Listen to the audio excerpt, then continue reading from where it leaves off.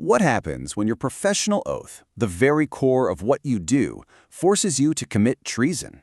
Today, we're diving into that exact impossible choice from Pearl S. Buck's The Enemy, a story where saving a life could very well cost you your own. Just put yourself in this situation for a second. It's the middle of a brutal war. An enemy soldier, bleeding out, collapses right on your doorstep. As a patriot, your duty is crystal clear, but you're also a doctor, and you've sworn an oath to save lives. This isn't just some thought experiment, right? This is the reality for the man at the very heart of this story. So, to really get a handle on the sheer weight of this choice, we first need to understand the man who has to make it. Dr. Sadao Hoki. You could say he lives with a foot in two completely different worlds. Two powerful and deeply conflicting worlds. So, let's step into Dr. Sadao's world. Picture this, a low, square stone house built right on the rocks of the Japanese coast. This is more than just a home, you know. It's his heritage. It's a physical anchor, tying him to the traditions and the very soil of his country. And that deep connection, it was drilled into him by his father, a very stern, very serious patriot. His father's whole life was about Japan's future. I mean, this was a guy who never joked, never played. For him, the only thing that truly mattered was the destiny of his nation. But here's the interesting part. His father wasn't just stuck in the past. When he came to knowledge, he was all about the modern world. He's the one who sent Sadao to America at 22 to learn everything he possibly could about surgery and medicine. And boy, did it pay off. Sadao came back as a brilliant surgeon and scientist, so vital in fact that he was kept home from the war, partly for his research and partly to be on call for the nation's ailing general. And this whole balancing act, it defined his personal life too. He actually met his wife, Hana, in America. Very modern, right? At a professor's house. But they didn't get married there. Nope. They waited, went back to Japan, and married in the old traditional way, but only after they got his father's official blessing. He was truly living with one foot in each world. Well, in one quiet evening, as the fog rolls in thick from the sea, those two worlds of his, the patriot and the doctor, are about to smash right into each other with catastrophic force. He and Hana are out on their veranda when they see it. Just something dark emerging from the mists. A man, basically flung out of the ocean by the violent surf. He staggers, crawls a few feet, and then just collapses, face down in the sand.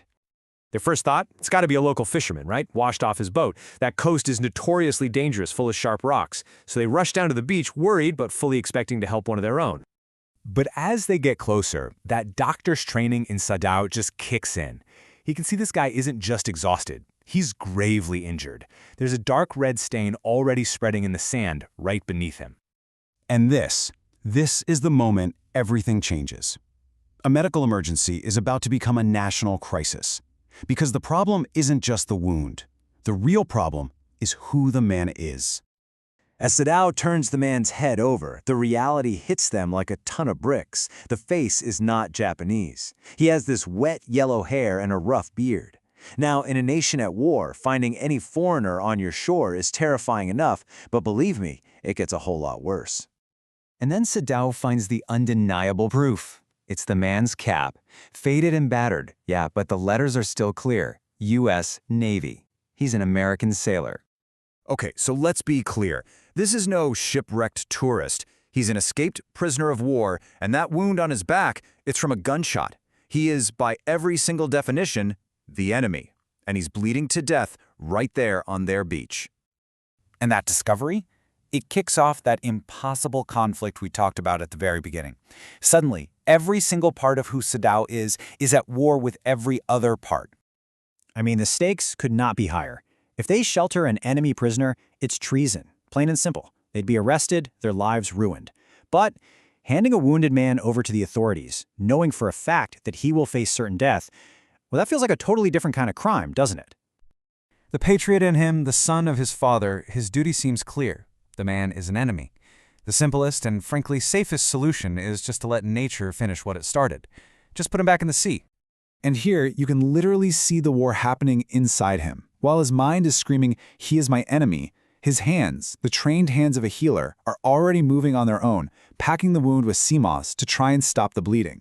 It's like the doctor is acting on pure instinct before the patriot can even object. And it's not just them. Even their servants, when they find out, are horrified.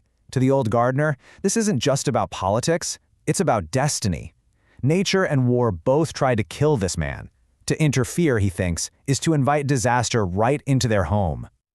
Sadao is trying so hard to reason his way out of it. He's telling himself, look, I care nothing for him. He is only a common fellow. He believes that if the man were healthy, this would all be so simple. The choice would be easy. But he can never quite finish that thought, because that one fact changes the entire equation. But since he is wounded, and for a doctor, you know those words aren't an excuse. They are a command. And his wife, Hannah, she sees the truth of him, even when he's struggling. She knows that despite all his patriotic words, the doctor in him will simply not allow him to let a man die. And so, in defiance of their country, their servants, and their own safety, they make the choice. They lift the light, half-starved body of the American soldier and carry him up the steps into the sanctuary of their traditional Japanese home. They just crossed the line, and there's no going back.